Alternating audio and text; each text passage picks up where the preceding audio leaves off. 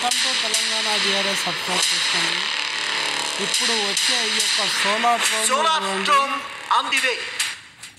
ఈ యొక్క solar storm మనకు అతి త్వరలో భూమిని చేరనుంది. కాబట్టి ప్రతి ఒక్కరు కూడా మీరు మధ్యాహ్నం 1 గంట నుంచి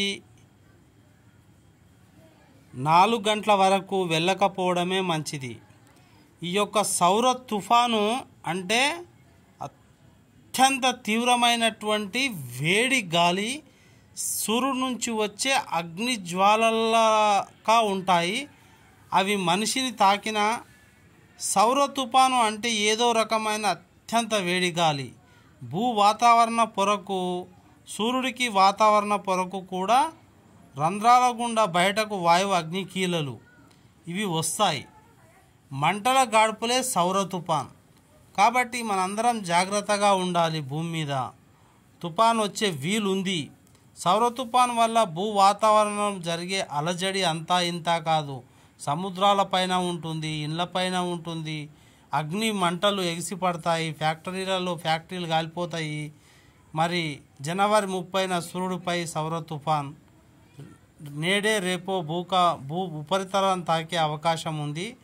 మీరు ఎక్కడైనా ఎండు కట్టెలు కానీ చిలకలలో అక్కడ గడ్డివాములు ఉంటే నీరు చల్లి పెట్టండి, లేకుంటే అంటకపోతాయి. సూర్యుడిలోని AR-29 అది చదివి చెప్పలేకపోతున్నాను. మీరు ఎక్కడైనా ఎండు గడ్డి కానీ పొదలు కానీ కట్టెలు ఉంటే వాటిపైన కొద్దిగా వాటర్ చల్లి పెట్టండి. సౌర తుఫాను ఈ 2-3 రోజుల లోపలనే భూమిని తాకే అవకాశం ఉందని నాసా హెచ్చరించింది. ఇది తేలిగ్గా తీసుకుంటే మీ యొక్క దురదృష్టం. ఈ యొక్క సౌర తుఫాన్ అయితే భూమిని తాకే అవకాశం ఉంది. ఇది ఎక్కడ ఏ ప్రాంతము అని ఖచ్చితంగా చెప్పలేం, కానీ తాకడం అయితే నిజం. చూడండి, భగభగా మండే సూర్యుడు భూ వాతావరణాన్ని వేడెక్కిస్తున్నాడు. కాబట్టి మీరు అప్రమత్తులై ఉంటే చాలా మంచిదని హెచ్చరికలు జారీ చేస్తున్నారు నాసా వారు. ఎన్నో రకాలైన మనం పంపించిన పార్కర్ సోలార్ ప్రోబ్ చేసినటువంటి అద్భుత విజయాలలో ఇది ఒకటిగా మనం చెప్పుకోవచ్చు. ముందుగానే తెలుసుకుంటున్నాం. సూర్యుడి నుంచి మనకు వచ్చే ప్రమాదాలు పసిగడుతున్నామంటే మన శాస్త్ర సాంకేతిక పరిజ్ఞానం ఎంత అభివృద్ధి చెందిందో మీరు తెలుసుకొని ఉంటారని నాకు అర్థమయ్యింది.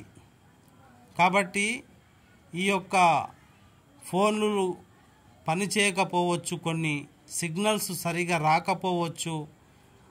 మరి ఈ వడగాడ్పుల వల్ల ఫ్యాక్టరీలలో అగ్ని ప్రమాదాలు ఎక్కువ కావచ్చు, కంపిల్లే అంటుకపోవచ్చు, లేదా చేళ్ళు వరిచేళ్ళు ఉంటే వాటి దగ్గర మీరు కంటికి రెప్పల అక్కడ దగ్గర ఉండి వ్యవసాయదారులు చెలకలలో అక్కడ మీరు తడిబట్ట పైన వేసుకొని కూర్చోండి. లేదంటే ఆ యొక్క స్ట్రోమ్కు మీ యొక్క శరీరం ఆవిరైపోవడం ఖాయం. ఒకవేళ అగ్ని జ్వాలలే వచ్చి భూమిని ఢీకొట్టే అవకాశం ఉందని నాసా శాస్త్రవేత్తలు చాలా గట్టిగా చెప్తున్నారు. ఈసారి మాత్రం ఇగో కనిపించేది సూర్యుడి నుంచి ఎజెప్షన్స్ ఈ విధంగా భూమిని తాకే అవకాశం ఉంది. కాబట్టి ఎవరైనా ఫస్ట్ టైం నా ఛానల్ చూస్తున్నట్టయితే సబ్స్క్రైబ్ చేయండి, లైక్ చేయండి, షేర్ చేయండి. Thank you.